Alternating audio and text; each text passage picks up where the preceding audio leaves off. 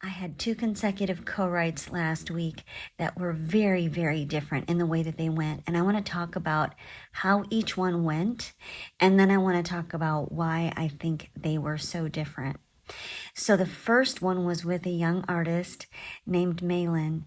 And when she and I were top lining together, the track was already, in both cases, the track was already started before we showed up, the top line team showed up. And it came together very quickly. It started with the vocalist going into the mic. She kind of gibberished out some melody ideas. The three of us put our heads together on what melodies we liked, and then I jotted down some lyrics. She came back into the main room and we discussed some lyrical approaches. And there was a lot of yes and with the lyric writing. Like we would just throw things, yes, I like that, write that down. Yes, I like that, write that down. And within less than 2 hours, we had the whole top line written and we were very happy with it. We felt like it was really solid. And then they could start working on tracking the vocal. So that was really nice. So then the next day, a different artist came to write with us, and she had already sent like a voice memo of the beginning of a song idea.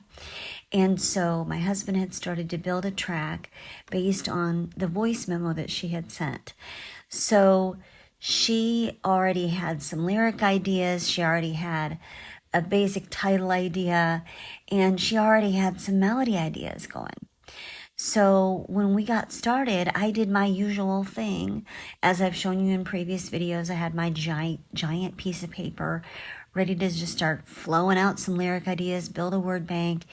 And I started to try to do that, but I noticed that every time I threw out a generated idea from me, that the artist she had her laptop. She was writing on her laptop, and we were sharing the Google Doc, so I could see the Google Doc on my phone, and I could see her type it out an idea and delete it, and type out an idea and delete it.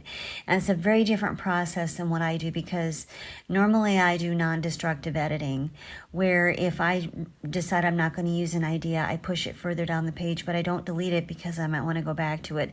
Or if I'm handwriting it, I write it all over on different parts of the sheet, but I don't ever erase. I might draw a line through it if I'm not going to use it, but I do a lot of non-destructive editing. But this artist, she just kept deleting and rewriting and deleting and rewriting lines.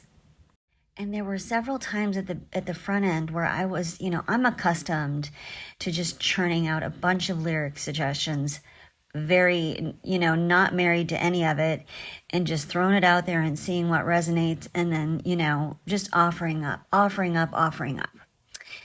But I could tell that every time I offered something up, it was almost like I was throwing her off. And she was sitting there, and she's somebody that I've known for years, so I wasn't taking any of this personally. She was sitting and she was like closing her eyes, and I might start to talk, and she goes, "Shh, just let me think. And I realized after a while that she didn't want me generating any ideas.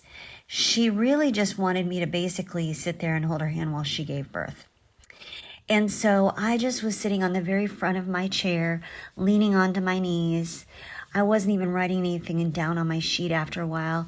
And I was just waiting for there to be a little break in her thinking and talking to maybe throw out a word, like maybe a word that she might be looking for, or maybe edit a rhythm or edit an idea that she had. And, after a little bit, she goes, "You're a really good editor. I'm glad you're here." And I was glad she said that, because at first I was like, do I even need to be here? But it was like she wanted it to come from within her, and she just wanted feedback, validation, or editing from both me and my husband. So I just went with it, and I worked with her very, very differently than I did the artist the day before. The artist the day before, it was a lot of yes and, yes, I like that, yes, and we build on each other, and it went very quickly. With the second artist, it was a lot of stop and go.